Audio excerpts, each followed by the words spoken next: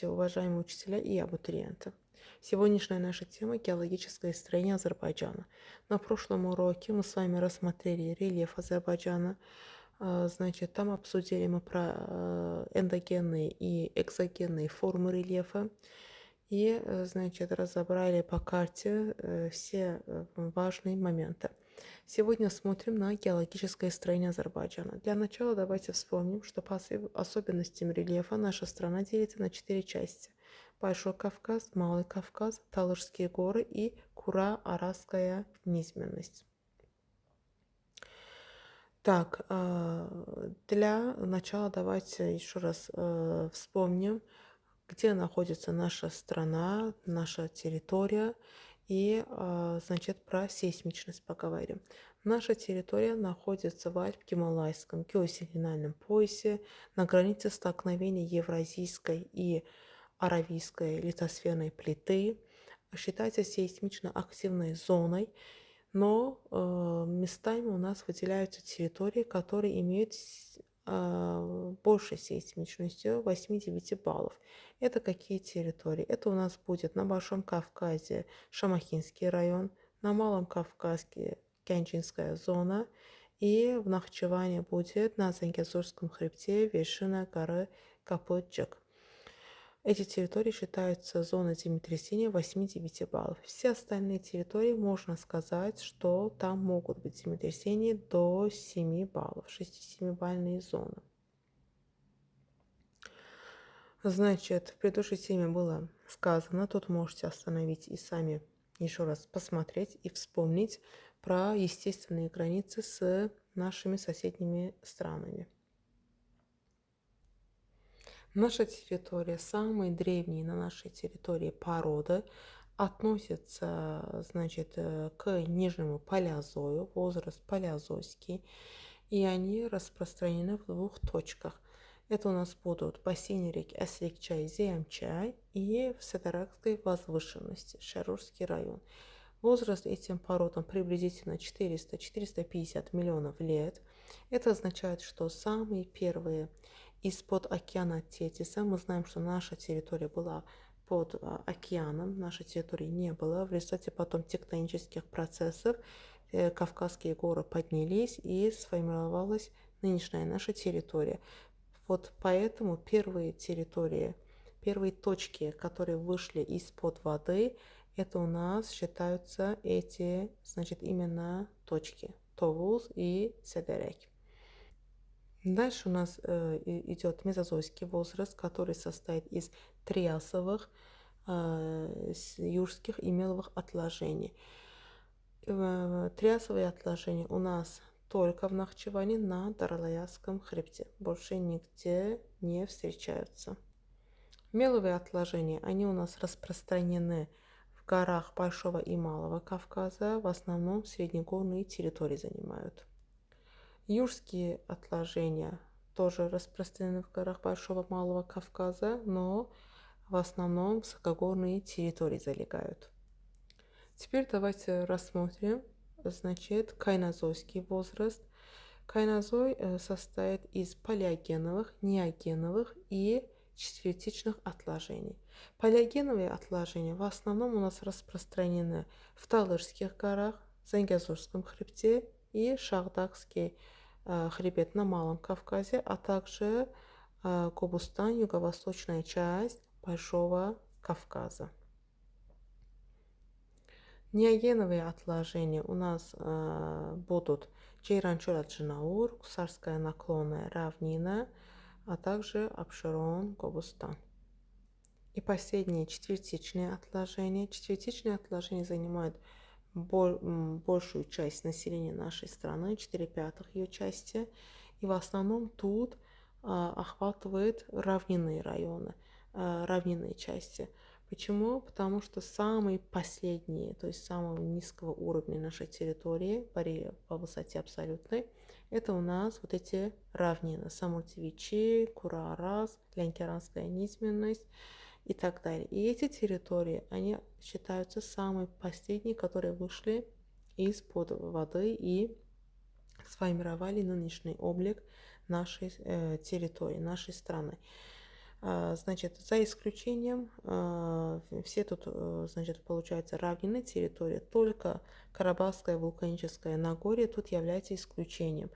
И поэтому тут даже мы говорим, что в Карабахском вулканическом Нагорье идет инверсия горных пород. То есть мы наблюдаем здесь инверсию.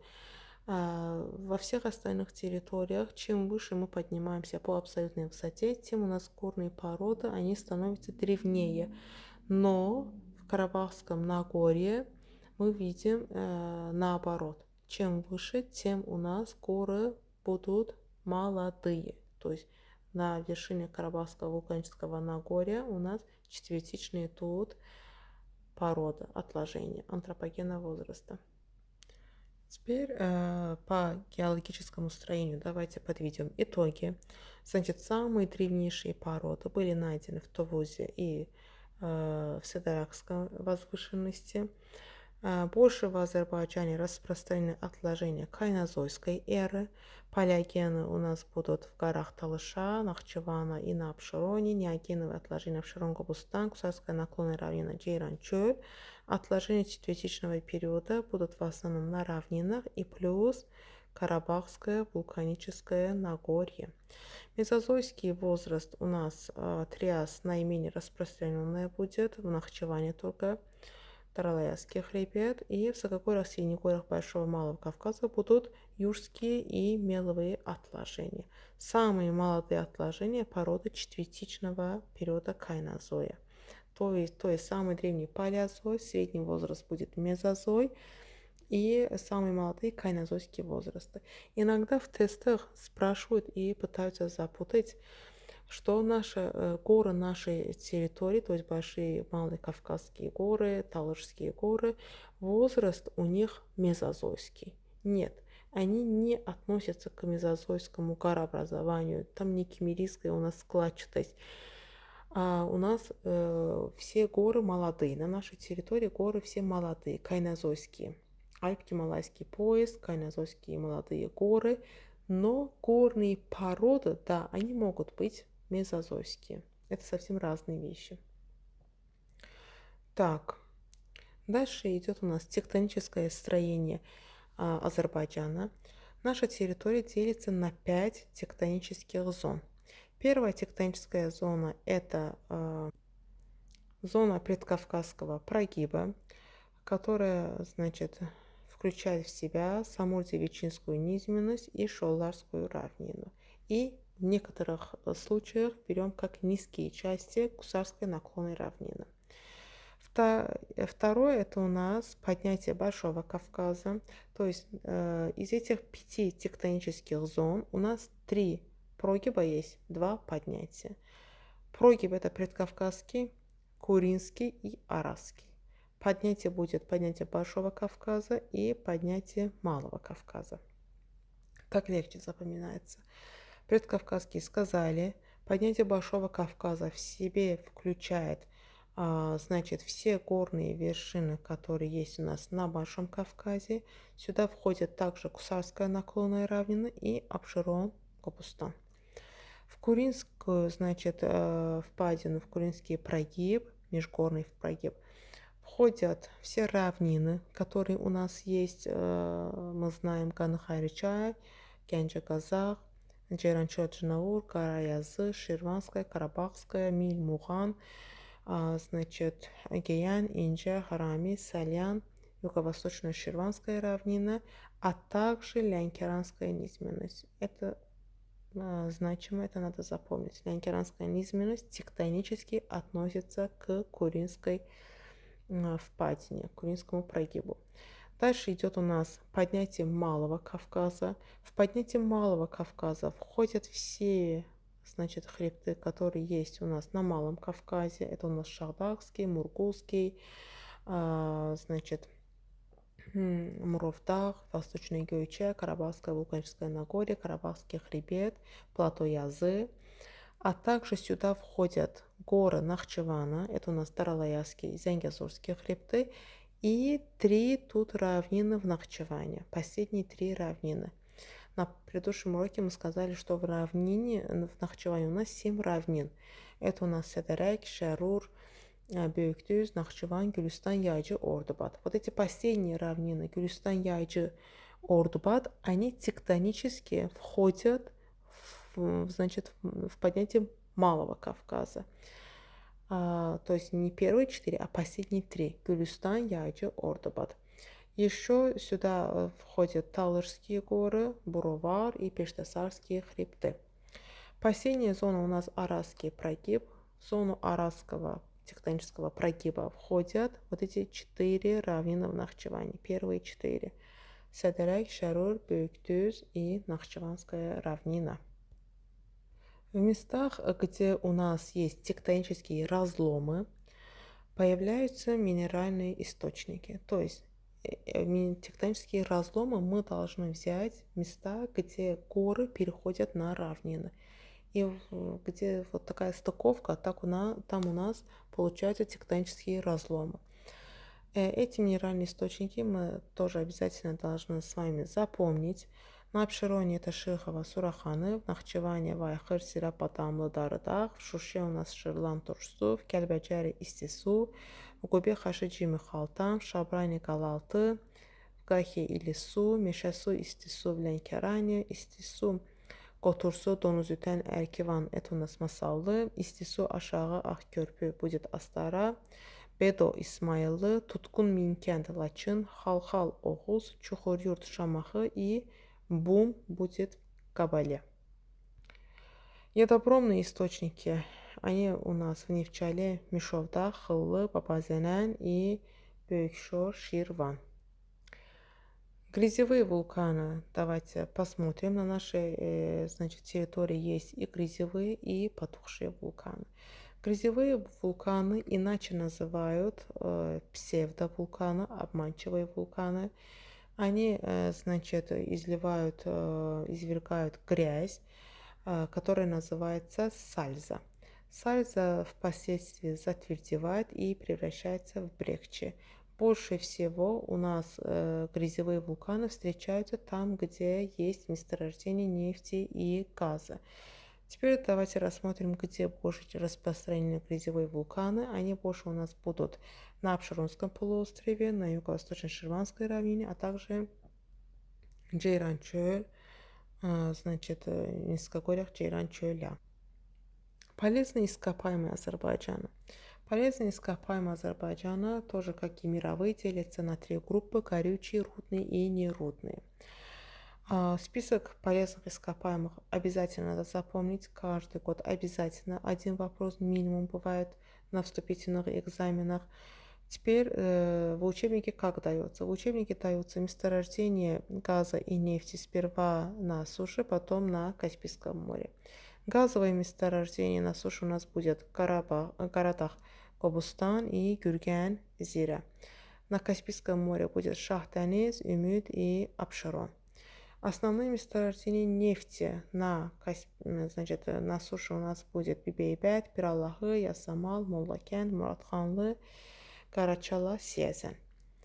На Каспийском море будет Güneşli Azeri, Çıraq, Alov, Dan Ulduzu, İnam, Oğuz, Əşrəfi, Карабах. Эти месторождения у нас в основном формируются в осадочных породах. То есть горючие полезные ископаемые, запомните, что не формируются в магматических, вулканических породах. Они должны быть в осадочных породах. В основном у нас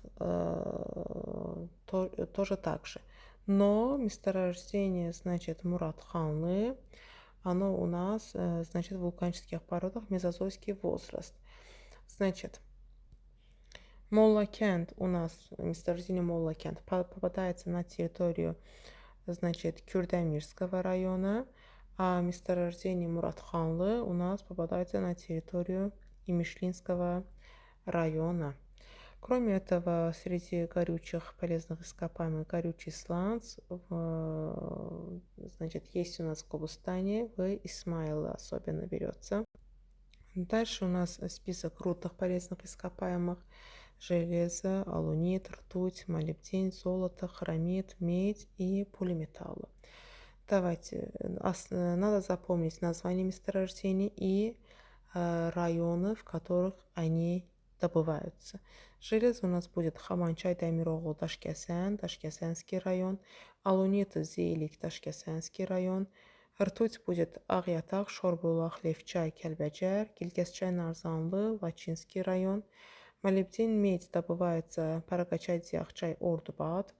Золото, Зодский, Кызылбулах, это будет Кельбеджер, Коша, Гедебей, Вежняли, Зенгеланский район. Хромит добывается Гёйдерев, Кельбеджере. Ипек в Лачинском районе. Медь будет Карадах и Кельбеджер, будет Гедебейский район, Кельбеджерский район. Полиметаллы Физчай, Катахчай, Кастах, Мазымчай, Палакен, Закатала. Гümüşlü, Шарурский район, Мехмана, Кельбеджер, или же уже можно взять как Акдеринский район. Нерудные полезные ископаемые. Нерудные полезные ископаемые — это каменная соль, сера, осадочная соль, барит, бентонитовая глина, циолитовая глина, мрамор, травертин, перлит, гипс, кварцевые пески и негорючая нефть. Значит, каменная соль — это будет Нихрям, Туздах, Нахчеване. Сера будет Чирагдера, Тоғаналы на Малом Кавказе. Гойгойский район будет. Осадочная соль — это будут соленые озера на Абшеронском полуострове. Барит, Човдар, Башкышлах, Гедебе, Ташкесен. Бентонитовая глина, Дашсалах, Казах. Тиолитовая глина, Ахдах, Товуз. Мрамор повсеместно почти у нас Ташкесен, Шарур, Куба. Травертин, Шахтахты, Нахчеване, Кельбеджери. Гипс, Ағжакент, Гёранбой. Кварцевые пески, Хадживали, Hökmeli, Абшерон. Негорючая нефть, Нафталани, Гёранбойский район. Значит, обозначение, условные знаки полезных ископаемых тоже обязательно надо запомнить, как эти условные знаки выглядят. На этом все, на сегодня все. Значит, увидимся на следующих уроках.